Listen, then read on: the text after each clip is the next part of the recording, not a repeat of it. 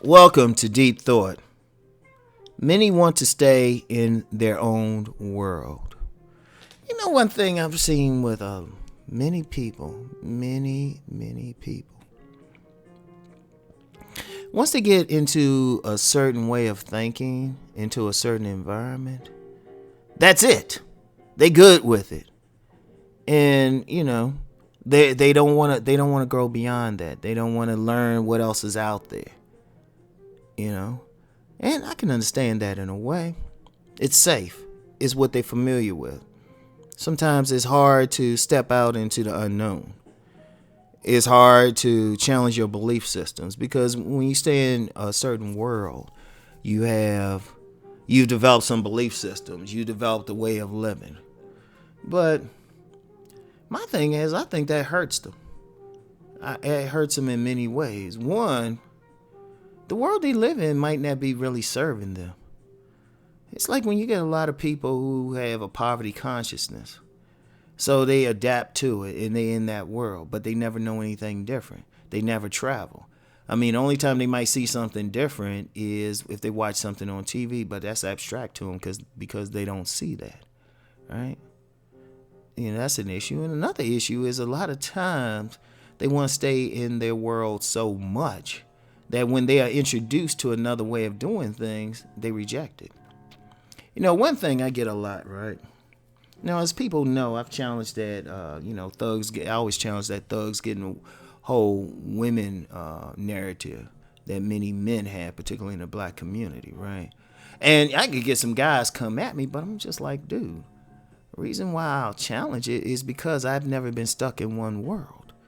See, I've seen the other side. I've seen the world of affluent black people, affluent white people at that, where their whole vibe is just totally different from what you're seeing in the hood.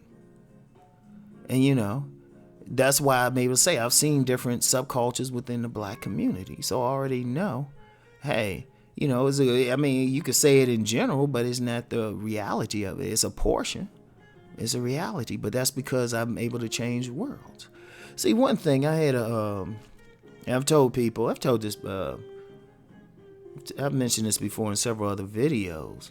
I had a unique childhood, very unique childhood. When it came to me, my mother and sister, my mother was on welfare. She, mentally ill, when we lived in Southeast D.C. Now, the thing is, we lived in a home owned by my grandmother. Now, that home, we had the top part of it. The bottom part was rented out to a tax office. Grandmother, she owned several properties, and she could travel all the time. In my eyes, she was rich. She was one of those women, money just came. Property, money, everything. So she was rich in my eyes. And then, I had an uncle actually bought me a pony.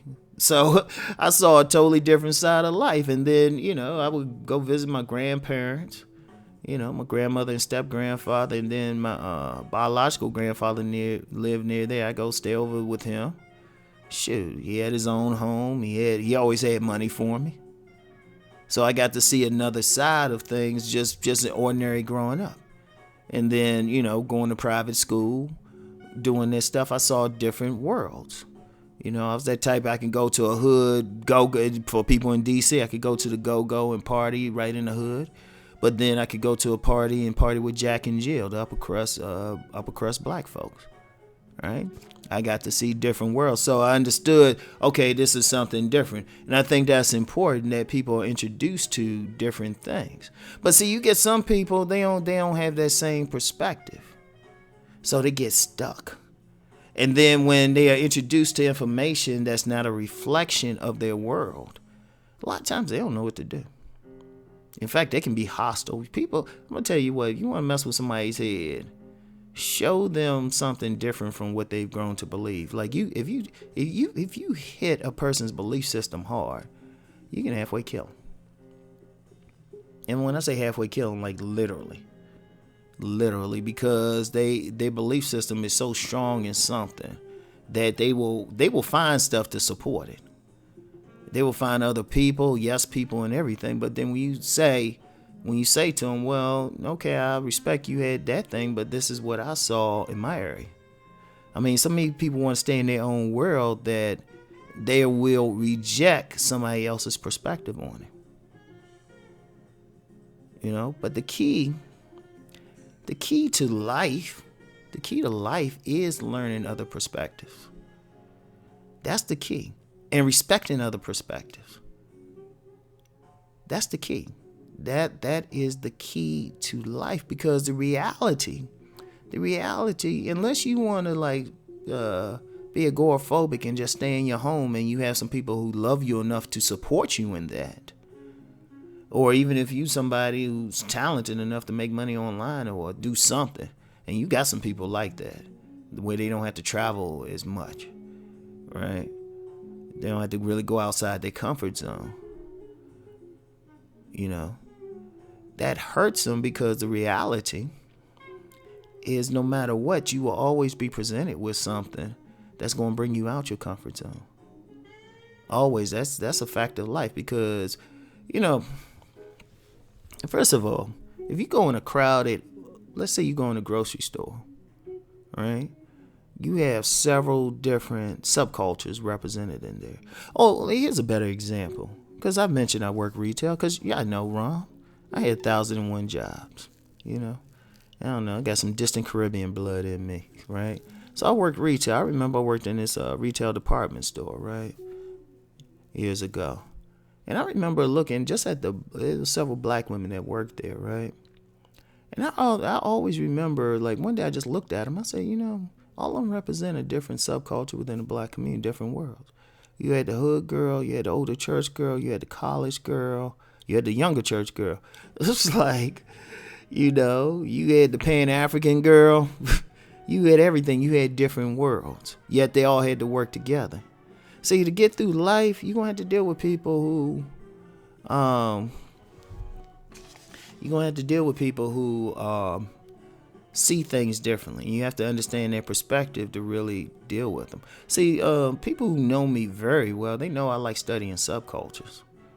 But that's, one that I like. I'm fascinated by information, and I like having knowledge.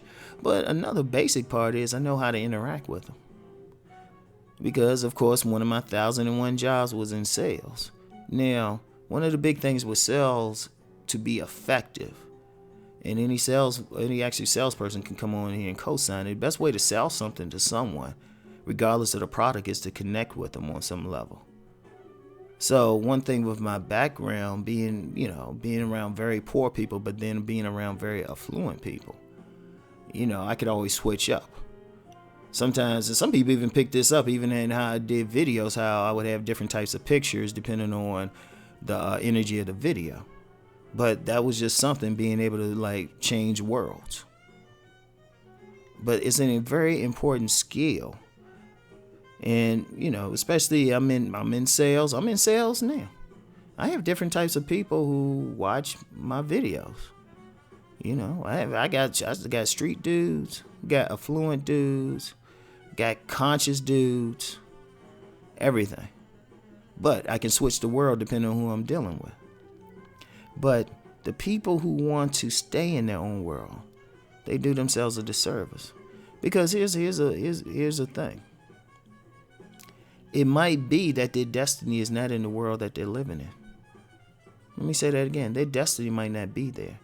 One thing about life, when you go through it, your destiny is always there, but it might not necessarily be in a convenient place. Your destiny might require that you leave the hood. Your destiny might require that you venture into the hood. Your destiny might require that you talk to that person who has opposite political views than you do. At least on the surface, you might talk to them and find out something. You learn something. See, me, I like talking with people who have opposite views, as long as it's a calm conversation. And as long as they can respect what I'm saying.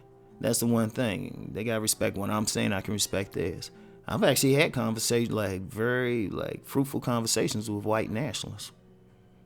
I've had it, like seriously, like hardcore white nationalists. I got a perspective on how they thinking, but at the same time, they show genuine respect for how I'm thinking. And I've even met a couple, their views kind of softened, right? Because they were willing to come out their worlds.